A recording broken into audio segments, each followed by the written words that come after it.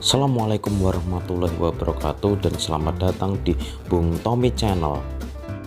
Jangan lupa untuk like YouTube dan klik tulisan subscribe untuk membantu Bung Tommy Channel. Ketika George Habas, pendiri Front Rakyat untuk Pembebasan Palestina atau Popular Front for the Liberation of Palestine atau PFLP yang berhaluan Marxis-Leninis, wafat pada 2008, seluruh faksi politik di Palestina pun bergabung. Kematian Habas, sang komunis yang konsisten, dianggap sebagai duka bagi seluruh anak bangsa Palestina. Perdana Menteri Palestina Ismail Haniyeh yang berasal dari Hamas menyampaikan duka cita yang mendalam. Sekarang sekali lagi, kata Haniyeh, kita kehilangan orang yang mendermakan seluruh hidupnya untuk pembebasan Palestina. Palestinian Islamic Jihad, organisasi perlawanan berbasis Islam Sunni di Palestina, juga mengakui kehilangan Habas. Kami memuji amal George Habas yang seluruh hidupnya terus berjuang dan melawan pendudukan Israel, kata mereka dalam rilis resminya. Pemakaman Habas dihadiri oleh hampir semua tokoh-tokoh penting Palestina dari berbagai faksi dan golongan. Mahmud Abbas, presiden Palestina saat itu, mengumumkan perkabungan resmi di seluruh wilayah Palestina selama 3 hari. Habas, seorang yang dilahirkan dari keluarga beragama Kristen Ortodoks, adalah salah satu bukti nyata betapa perjuangan kemerdekaan Palestina adalah cerita perlawanan yang penuh warna, bahwa kemerdekaan Palestina diperjuangkan oleh seluruh warga Palestina, dari yang kiri maupun kanan, dari yang moderat sampai radikal, dari yang Islam sampai Kristen, dari yang ateis sampai agamis. PFLP yang didirikan Habas pada 1967 menjadi salah satu kelompok terbesar yang bergabung dalam Palestine Liberation Organization atau PLO. Pada 1969, FPLP mendeklarasikan diri sebagai organisasi yang berhaluan Marxis-Leninis. Sembari tetap mengakui pan-Arabisme, PFLP memandang perjuangan kemerdekaan Palestina adalah bagian tak terpisahkan dari usaha membebaskan dunia Arab dari imperialisme Barat.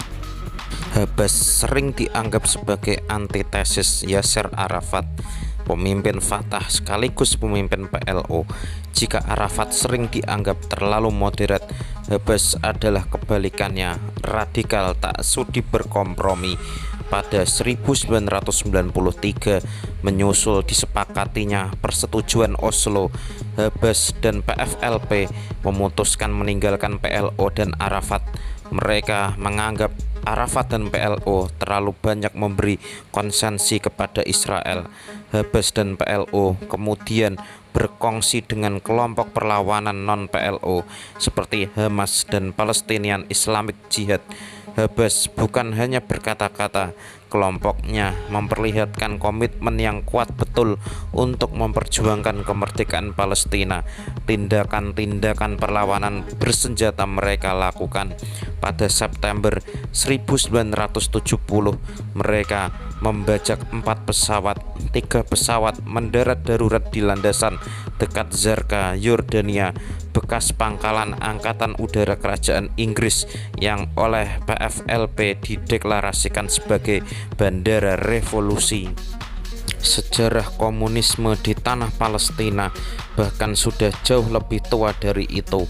Partai Komunis Palestina atau PKP sudah berdiri pada 1919 dan diakui oleh Komintern pada 1924. Awalnya Komintern enggan mengakui karena tidak yakin PKP dapat membebaskan diri dari pengaruh Zionisme. Namun Komintern akhirnya bersedia mengakui PKP karena organisasi tersebut mendeklarasikan Zionisme sebagai burjuasi Yahudi yang bersekutu dengan kekuatan imperialisme Barat. Partai Komunis Palestina sempat tidak kedengaran namanya karena bertahun-tahun menyebar dalam berbagai faksi.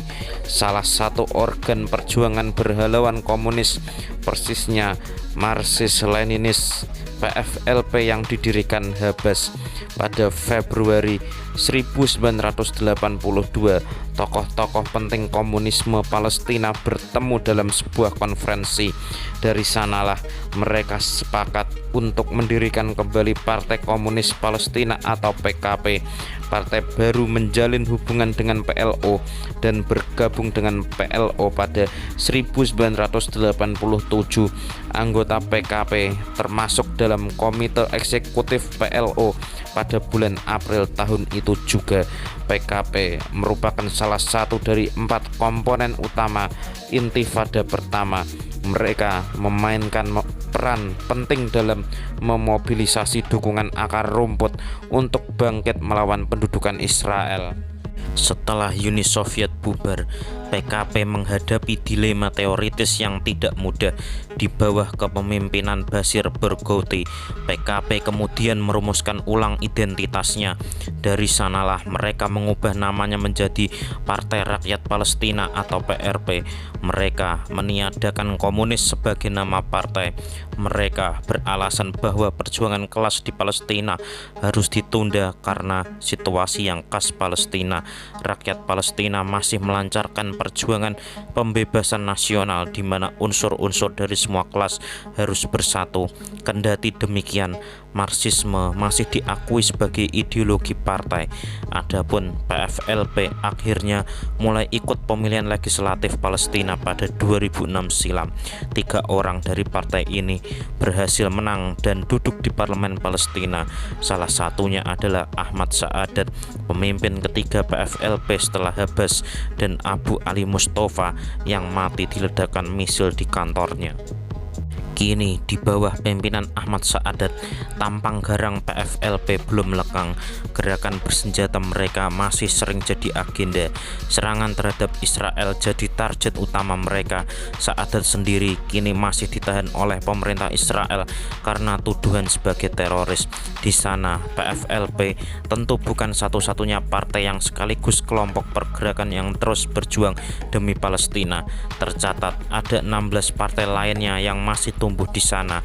Selain PFLP dan PKP, rupanya ada 2 lagi partai berbasis ideologi kiri di antara partai-partai itu, yaitu Barisan Demokratis Pembebasan Palestina atau Democratic Front for the Liberation of Palestine atau DFLP yang merupakan pecahan PFLP. DFLP sempat kehilangan pamor karena kepemimpinannya yang bertempat di Damaskus. Persetujuan Oslo juga berdampak serius pada kekuatan DFLP. Kapasitas militer DFLP merosot drastis karena gencatan senjata antara PLO dan Israel sebagai buah persetujuan Oslo. Namun mereka berperan kembali terutama sejak dimulainya Intifada kedua pada 2000. DFLP melakukan banyak sekali serangan bersenjata terhadap militer Israel. Pada 25 Agustus 2001, mereka melakukan serangan serius terhadap pangkalan militer Israel di Gaza.